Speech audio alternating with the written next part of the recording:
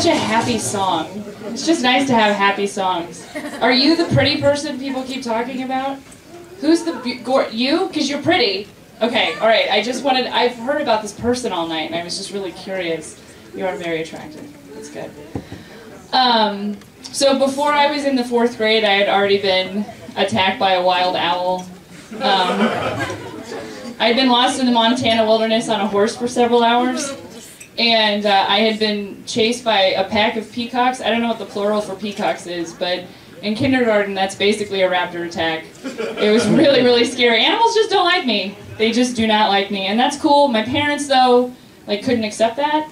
I understand, because I think when you're a parent, it's like, oh, I have these dreams. I want to have these babies in this house, and it's going to be perfect, it's going to be wonderful, you know. But I think when you're a kid, the weirdest moments you experience are usually generated by those dreams being crushed and just suppressed and dying. And when that happens, your parents panic, and they reach into this bin of blanket threats that you grew up with, if you don't clean your room, Santa's not coming. And you were like, what? What are you talking about? My dad's was good. It was, Caitlin, if adults saw the state of this home, they'd call Child Protective Services. And you and your brothers would be taken away from me and your mom forever, and it'd be all your fault. It was very effective. So one day I was sitting, it's true. One day I was sitting in my room and my dad came in, he had this bright green flyer, and it said, Exotic Zoo, amazing animals up close and personal tomorrow. And I said to my dad, Dad, animals hate me. And he said, animals do not hate you. I don't like hearing that. They love you. They just want to be near you.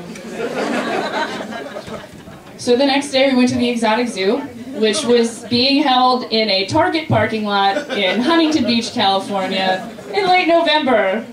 And the exotic elements of this zoo are as follows. There was this very sad elephant walking in a circle with these horrible children on its back.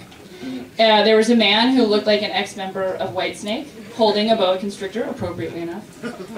And there was a kangaroo being manned by a carny with a leash.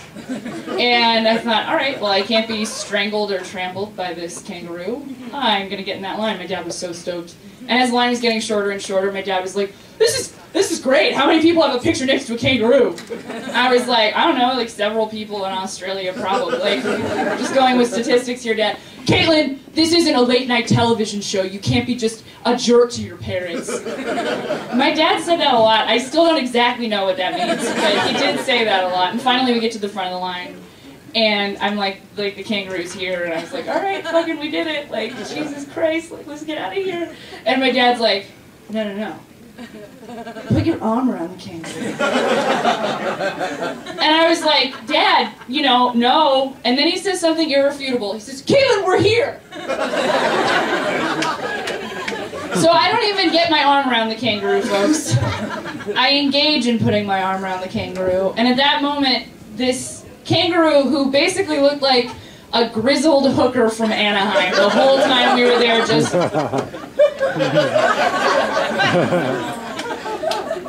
looks at me in the eyes, in the 4th grade eyes, and is just filled with all of this suburban rage. And I see it coming, but I still am a child, so I think, maybe this will end okay. But the kangaroo does this, and then it rears back and punches me in the face. So I fall to the ground like Wile E. fucking Coyote, and my dad wants a refund, and this Mexican woman's just crying, just, oh God. And then this carny hands me this really sweaty cup of ice, and he's like, here kid, and I'm like, thank you so much, it's really great.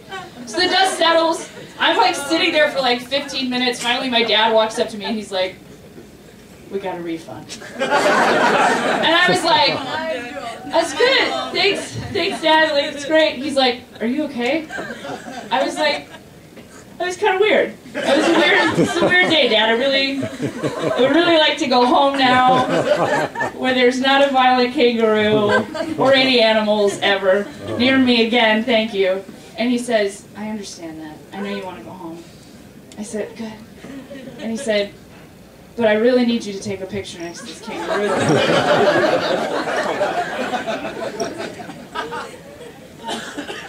You mean the kangaroo that just punched me in the friggin' face? You want to just get a little Kodak moment? He says, Caitlin, you're in the 3rd grade. I said, correct. He says, if you go to school tomorrow with a black eye, and your teacher asks you how you got it, and you say, I got punched in the face by a kangaroo in a Target parking lot in late November with a parent present, they're going to call Child Protective Services, and you and your brothers will be taken away from me and your mom forever, and it'll all be your fault, Caitlin. Unless we have photographic evidence of said kangaroo. I don't know if you guys are interested in this fact, but that roll of film never ever got developed because my dad was the kind of individual who let their 4th grade daughter get punched in the face by a kangaroo. So I want to follow up at Rite Aid after that when you turn in the Kodak camera. So I hope you guys are having a lot of fun. I'm so relieved that I didn't follow Carla Collins because I'm in a fucking cardigan. Like, I'm the opposite of that. She's amazing, but I'm wearing a pin. Like, I'm not very edgy. So thank you guys so much, and thank you for being here. Have a wonderful evening. Good night.